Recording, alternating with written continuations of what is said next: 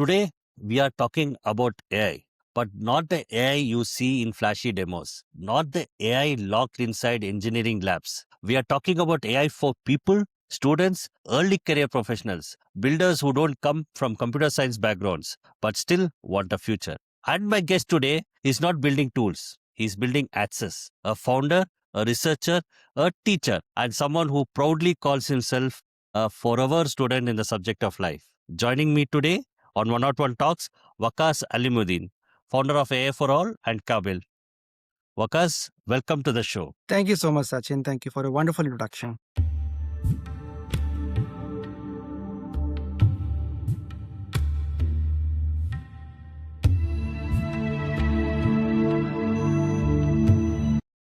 You describe yourself as a forever student in the subject of life. Where did that mindset come from? And was there a moment that truly shaped it?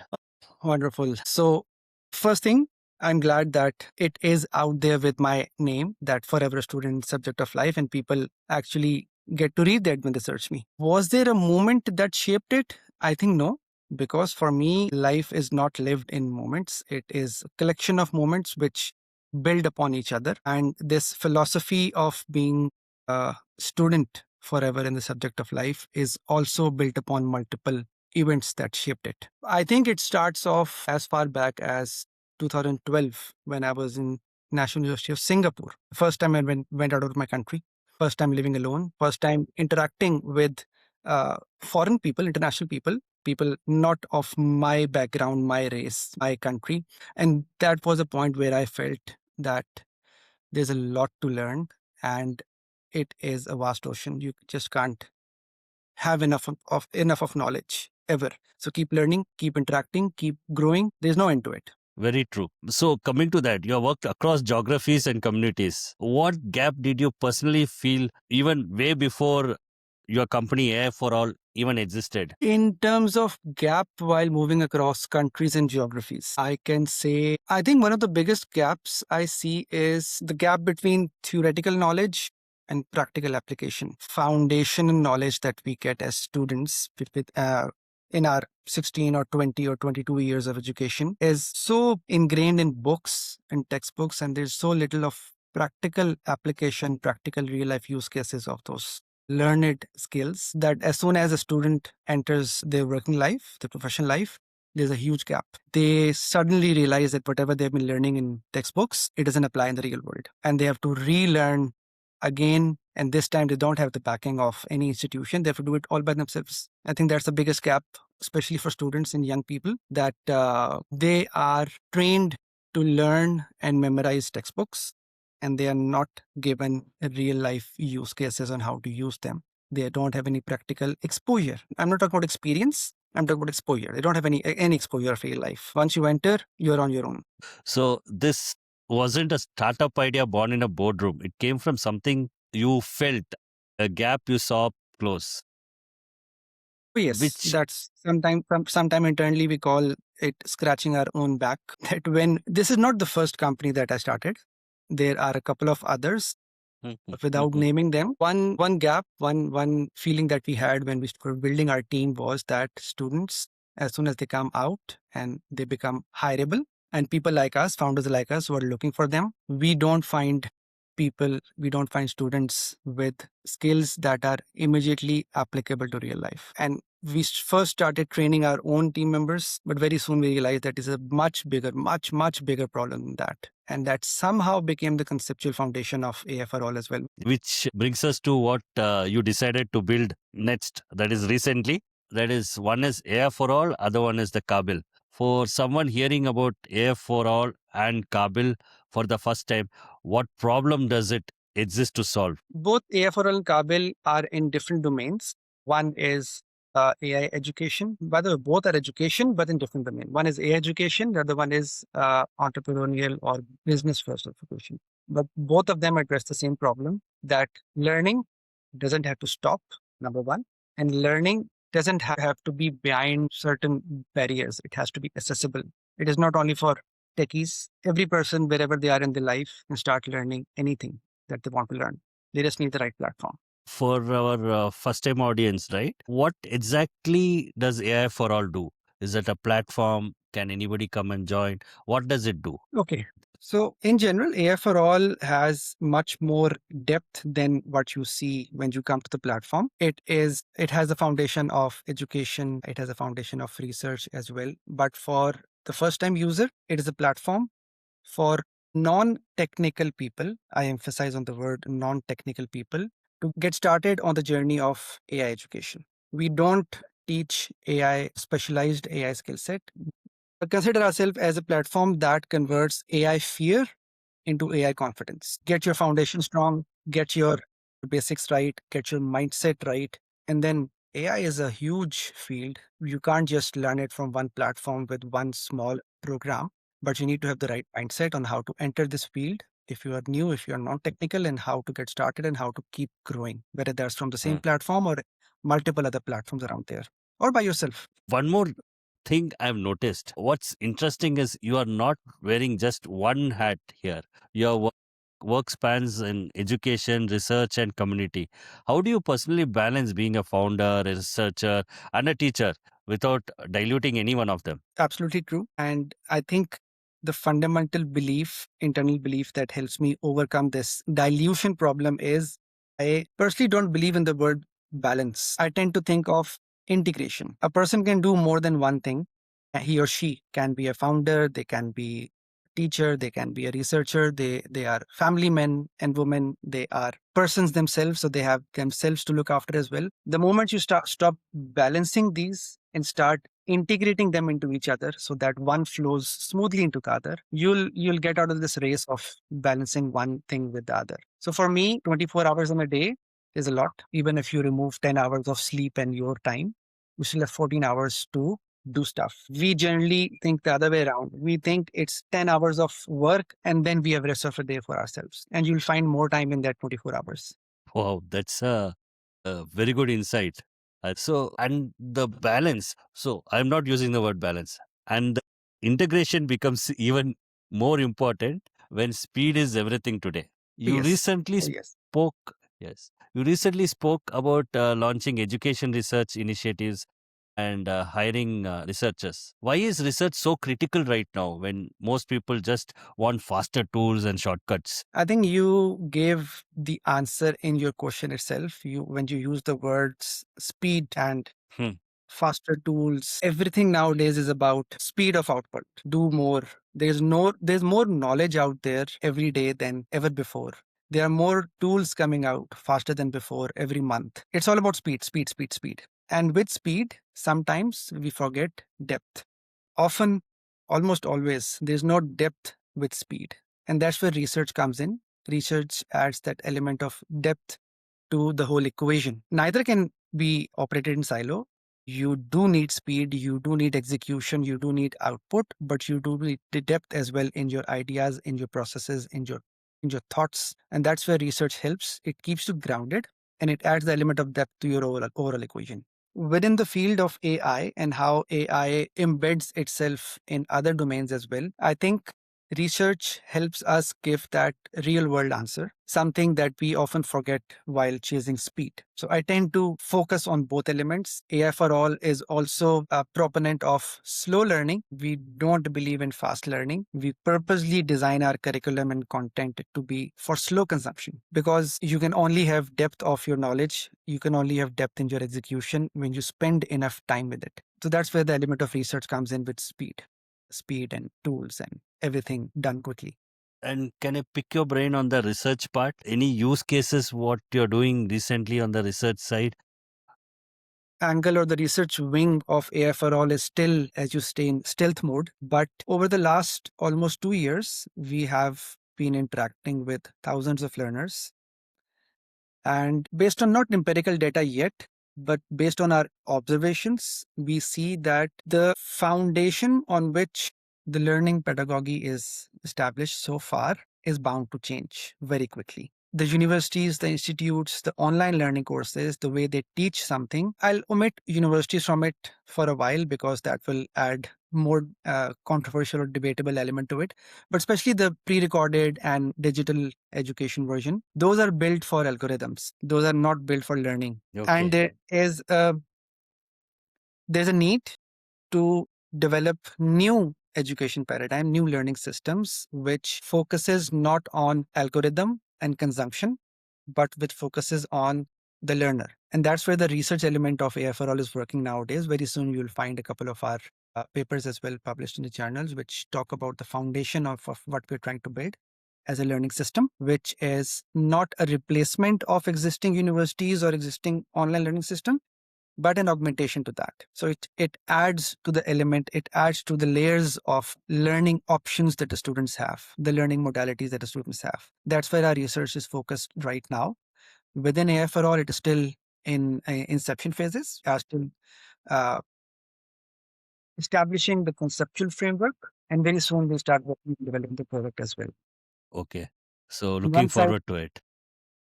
we are educating and teaching.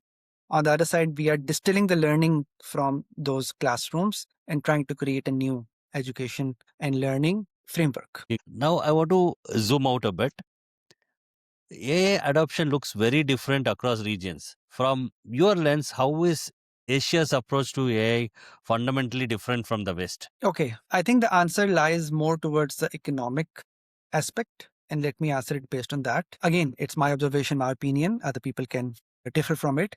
But Western societies generally see AI as an innovation hub, and that is generally backed by huge investments because there is a huge capital market that supports that innovation as well. In contrast, Asian countries, they seeing AI as a high return, low cost productivity enhancement tool and productivity enhancement system. I don't want to use the word tool because I personally don't agree to that. Productivity enhancement framework. Why? Because the biggest assets that Asian countries have is human capital as compared to the Western countries, which have just capital. They also have human capital, but much less in numbers than Asian countries. So Asian countries are predominantly looking at AI as a technology, a domain to increase their human productivity.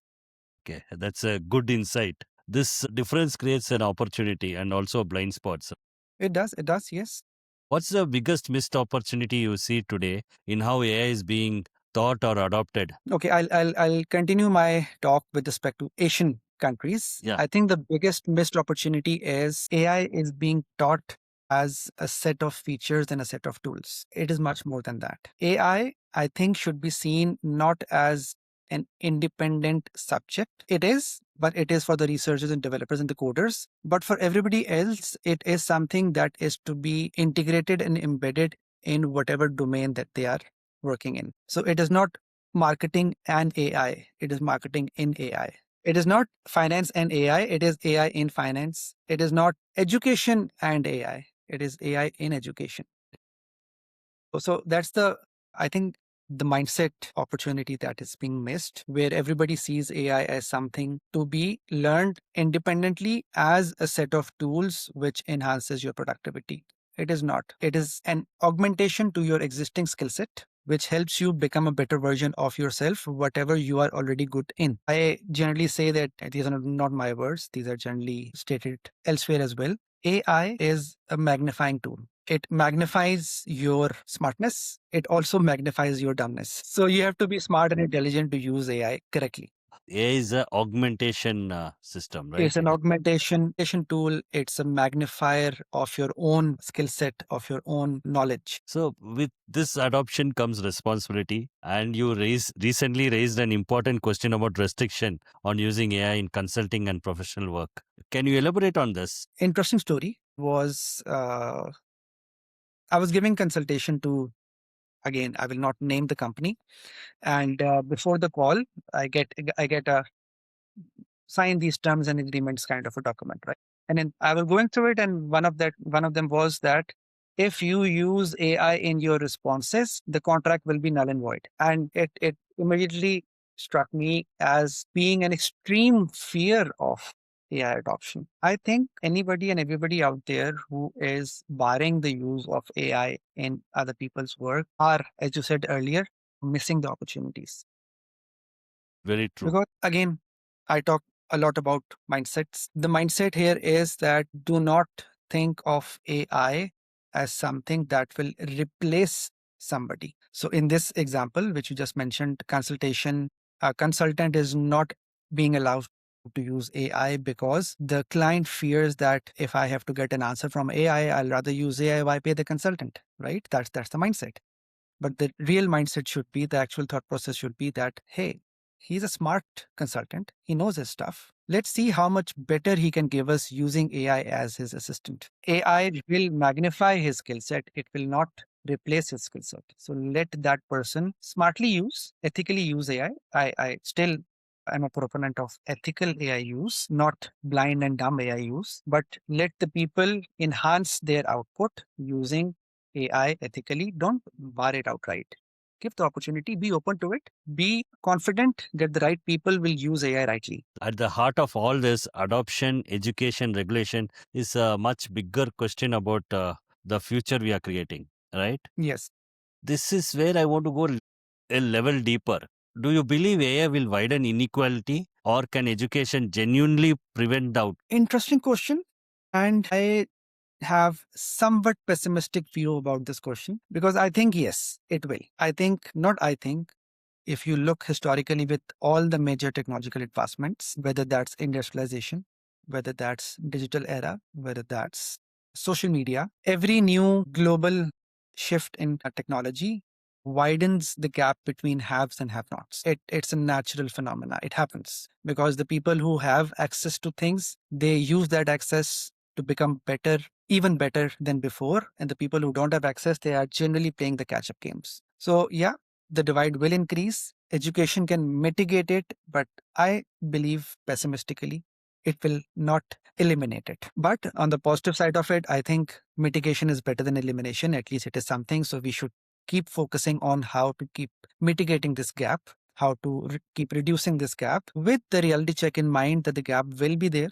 It will not be eliminated. It will widen as well because, as I said, the haves will keep having, the have not will keep running after it. And if the mitigation reduces, the gap keep reducing with the mitigation and it does it right, 10 years from now, how do you see the future of the workplace? Do you want a sci-fi version of the answer or realistic answer? I want a Okay. grounded, realistic answer. Realistic answer, in my opinion, in the next 10 years, the workplaces would look like a collaborative hub of human capital and artificial intelligence, right? What does that mean? It means that people will still be the central part of any organization, and organization cannot work without people, right? But AI will become a very strong collaborator, especially on the execution side of the stuff. The way the agent or agentic AI, if you may call it, is advancing. We will have a lot of execution being done by AI, but humans will remain at the center, managing a few qualities which I think can, until now, cannot be overtaken by AI, such as decision making,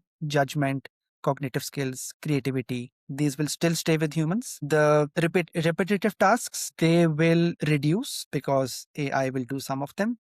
They will still be there, but their commercial value will decrease. It means the people who are doing repetitive tasks will be paid less as compared to people who are doing creative tasks or who are involved in strategy or judgment or decision making. They will keep becoming more important and important because AI lacks that skill set, unless, at least until now.